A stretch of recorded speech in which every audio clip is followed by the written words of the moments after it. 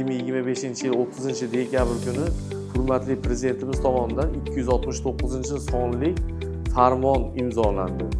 Bu imzolangan farmon tadbirkorlarimiz uchun yangi yilga juda katta sovg'a bo'ldi. Ushbu farmon ortidan shunday qulayliklar yaratildiki, chiqindi sohasida yangi investitsiyalar, yangi zamonaviy texnikalar, yangi ishchi o'rinlar yaratishga zamin bo'ldi. Soha rivoji uchun imkoniyatlar yaratib berayotgan davlatimiz rahbariga men qolaversa Andijon viloyat tadbirkorlar nomidan chuqur minnatdorchiligimizni bildiramiz.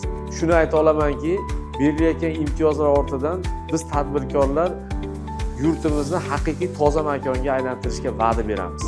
Hurmatli Prezidentimizga juda Samarqand viloyati tadbirkorlari tomonidan, o'zim tomonidan juda chuqur minnatdorchilik bildiraman.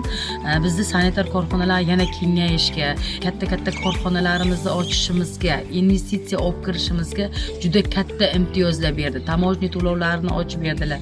Aholiga to'liq xizmat qilishga, ularni rozi qilishga, mana shunday odamlarni, o'zimga o'xshagan ayollarni ko'proq ishga qabul qilishga, qancha bo'lsa-da o'zimni xizmatimni, o'zimni O'zbekistonim uchun hech qachon ayamaslikka, bu imtiyozlarga loyiq tadbirkor bo'lishga va'da beraman.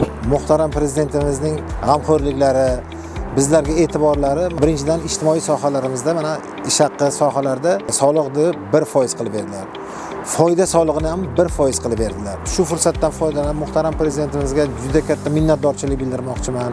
Butun chiqindi klasterlar nomidan biz tadbirkorlarga keyingi yil ochilib, bundan ko'ra yana yaxshi ish o'rinlari yaratib, ish xodimlarini ko'paytirib, yangi zavodlar, yangi fabrikalar qurib, ko'chalarimizni, havomizni tozaligiga e'tibor berishimiz bizlarga bu keyingi yil ochildi. Biz bundan faxrlanib, rahbariyatga hammasiga chin yurakdan rahmatnomalar aytmoqchimiz.